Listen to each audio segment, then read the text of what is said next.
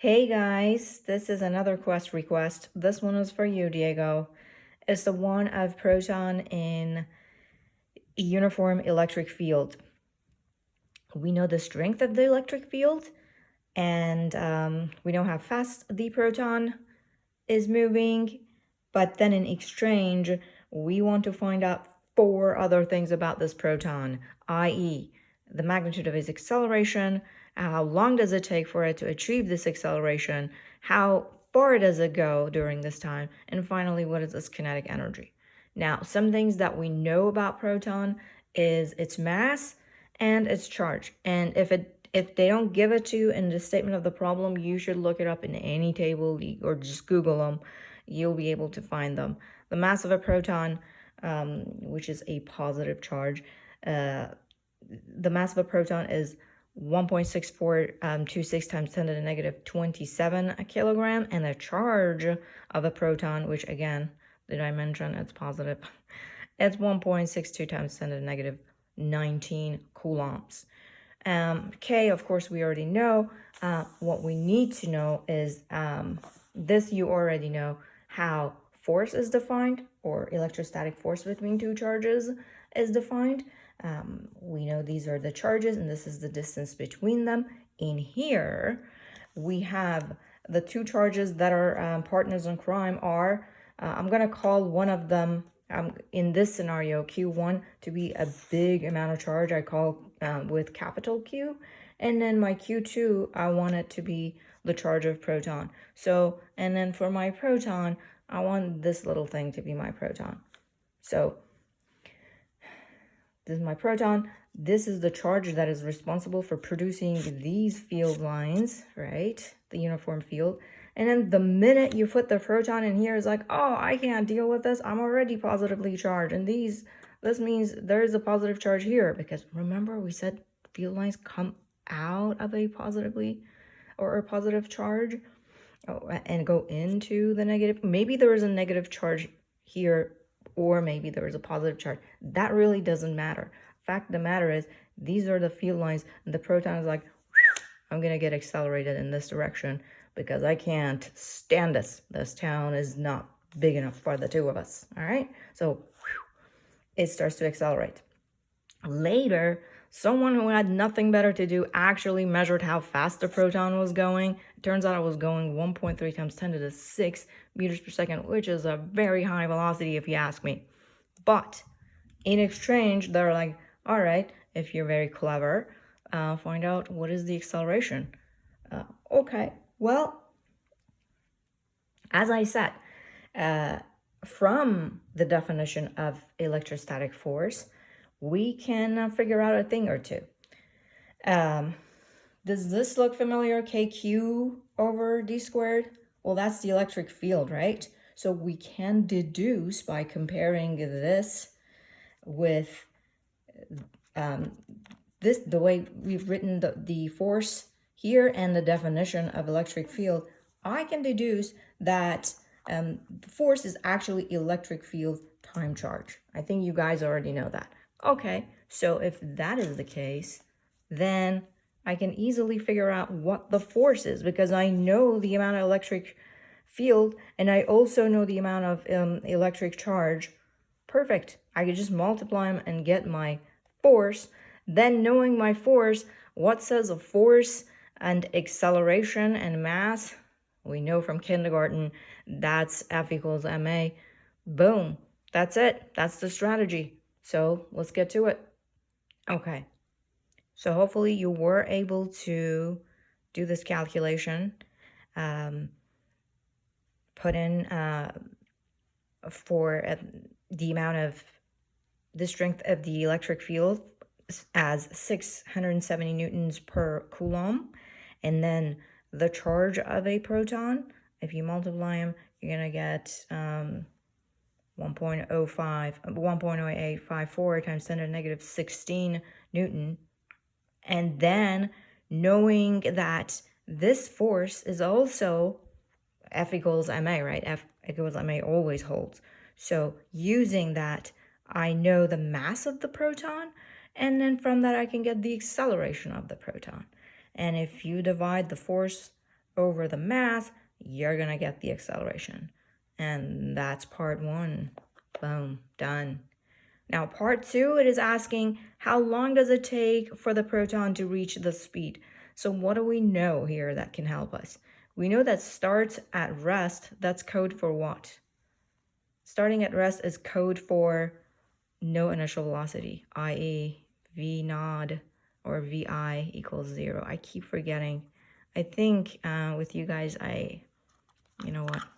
I think I introduced initial velocity to you guys as v sub I. So that's code for vi equals 0. But then later, we know we could set this to be v sub f, right? So remember this guy, v sub f equals v sub I plus a t. There you have it. I know my acceleration. I know there is no initial velocity, so this guy goes bye-bye. Where's my red pen? No initial velocity. I know my final velocity, or the velocity that at which point we actually measured it, and I can figure out the time. So let me rewrite this. So v final equals just a t in this case, and from here, if I rewrite it, t then equals v final over a. I know my v final. I just freshly calculated my acceleration. I'm just gonna put in a sub p so that you know it's the same acceleration we just calculated. Now we just need to plug and chug. Okay, I'm gonna pause, you do the plug and chug, and then we compare answers. All right, what you got? I got 2.003 times 10 to the negative 5 seconds. Hopefully you got the same thing. And that's your time. So part 2, done. Part 3, we want to know how far does it move during this time. Again, we're going to have to use our knowledge in kinematics. If we know the initial velocity, which is 0 in this case, and the initial distance, which again is 0, and we know the final velocity and time, we can figure out how far something has moved. Remember this guy. So for part 3, remember x final equals x initial plus v initial t plus 1/2 a t squared. Does this look familiar? Well, in this scenario, there is a no initial velocity because remember the guy starts at rest. There is no initial distance. It's not like we have this proton here, and the 0 point, or like the starting point was somewhere different from where it started. So that's a good thing. We don't have to worry about that.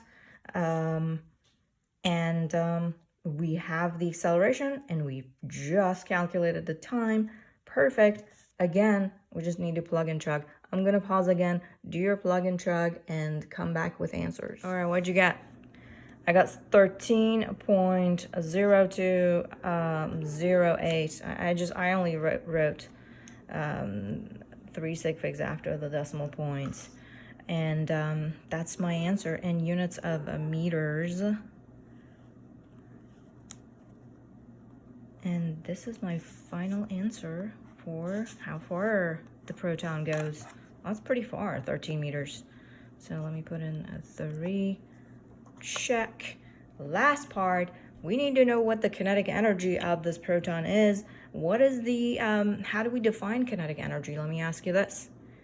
If you said 1/2 mv squared, you are right. And in that, we have the 1/2, well, that's just a number. We have the m, that's the mass of the proton. And then we have how fast it's going at that particular point, or which is the given velocity.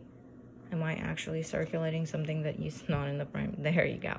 So we know the mass of the proton, we know how fast it's going. All we need to do is to multiply it by a factor of 1/2, And of course, we need to square this bad boy. All right, let's get to it.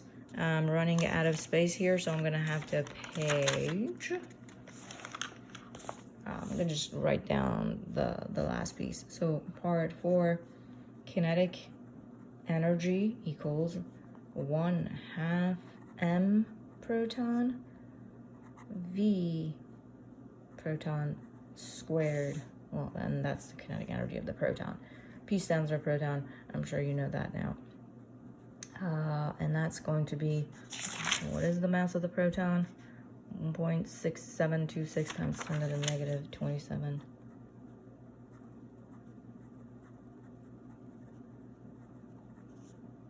Kilograms. And how fast was it going? 1.3 times 10 to the 6. 1.3 times 10 to the positive 6 meters per second squared. And if you actually put that in your calculators, you will get, for the kinetic energy of the proton. Okay, what'd you get for your energy? I got 1.4133 times 10 to the negative 15 joules. So, voila, that's it. And also check part 4. We have answered all of these questions. Hopefully this was helpful to you. Keep up the great work. Cheers.